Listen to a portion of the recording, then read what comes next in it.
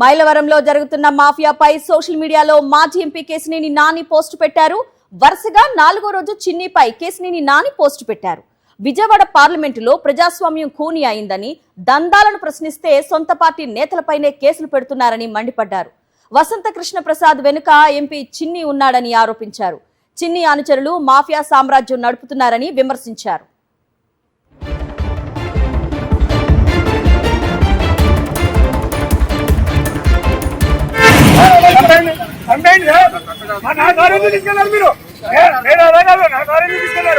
ఎందుకు తీసుకెళ్ళారు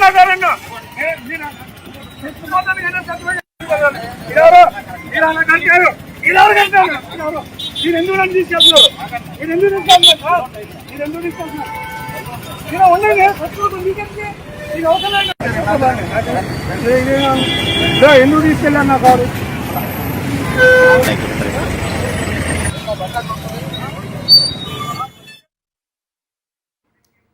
దీనిపై మరింత సమాచారాన్ని మా ప్రతినిధి సురేంద్ర అందిస్తారు. సురేంద్ర,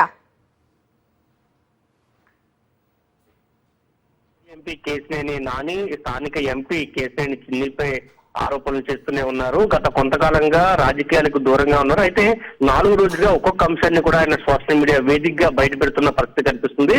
ప్రస్తుతం అక్రమ దందాలను ప్రశ్నించిన సొంత పార్టీ నేతలని ఏ విధంగా టార్గెట్ చేశాడు చిన్ని, స్థానిక ఎమ్మెల్యే ఏ విధంగా సహకరించారో దాని వెనకాల ఏం జరిగిందనే అంశాలన్నింటిలో కూడా ఒక పోస్ట్ ప్రస్తుతం సోషల్ మీడియాలో వైరల్ గా మారింది. మైలవరం నియోజకవర్గంలో గ్రావెల్ గాని, ఇసుక గాని, అదే విధంగా ఫ్లై యాష్ గాని ఈ దందా వెనుక స్థానిక ఎమ్మెల్యే ఉంటే ఆ ఎమ్మెల్యే వెనుక ఎంపీ ఉన్నారు, ఎంపీ అనుచరుడు ఇంకొక వ్యక్తి ఉన్నారు. వీళ్ళిద్దరూ కలిసి పూర్తిగా అక్కడ మాఫియాని నడుపుతున్నారు. అయితే ఆ మాఫియాని పూర్తి ఆధారాలతో బయటపెట్టిన టీడీపీ నేతలని ఎంపీ టార్గెట్ చేశారు. ఉయ్యూరు పెదబాబు, రమేష్ రెడ్డి ఇద్దరిని కూడా టార్గెట్ చేసిన పరిస్థితి, వాళ్ళ మీద హత్యాయత్నం కేసులు నమోదు చేసి జైలు పాలు చేసిన పరిస్థితి కనిపించింది.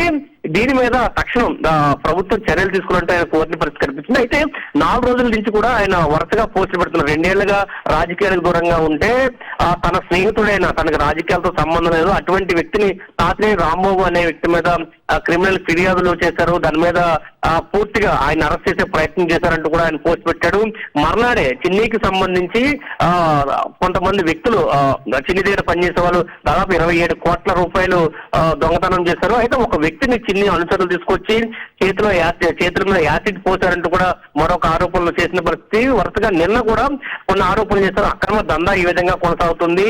విజయవాడలో మైనింగ్ గానీ, ఇసుక గానీ, లేదా షాపింగ్ కాంప్లెక్స్లు గానీ, లేదు ఇతర స్థలాల్లో దోపిడీ గానీ ఏ విధంగా జరుగుతుంది. అదేవిధంగా హైదరాబాద్ లో ప్రగతి నగర్ కి సంబంధించిన కొన్ని ఎకరాలను దోచేయడానికి చిన్ని ప్లాన్ చేశారంటూ చెప్పుకొచ్చిన పరిస్థితి. ఒక్కొక్క అంశం కూడా ఆయన తీసుకుని వస్తున్నారు. దానికి స్థానికంగా ఉండే పోలీసులు ఏ విధంగా సహకరిస్తున్నారు, అధికారులు ఏ విధంగా సహకరిస్తున్నారు అనే అంశాలను కూడా ఆయన చాలా స్పష్టంగా రాసుకుని వచ్చారు. అయితే ఈ అంశాలకు సంబంధించి వారు ప్రస్తుతం ముగిసే పరిస్థితి కనబడుతుంది. రోజు కూడా నాని చేసిన వ్యాఖ్యల మీద చిన్ని కూడా రివర్స్ పోస్టులు పెడుతున్నారు. దానికి సమాధానంగా మళ్ళీ మాజీ ఎంపీ కేశినేని నాని అన్ని అంశాలతో ఆధారాలతో బయటపెడుతున్న పరిస్థితి ప్రస్తుతం విజయవాడలో కనిపిస్తుంది. ప్రస్తుతం అన్నా తమ్ముళ్ల మధ్య జరుగుతున్న ఈ వారు రాజకీయంగా చర్చనీయాంశంగా దారితీస్తుందని చెప్పాలి. Aruna. Okay Surendra, thanks for the updates.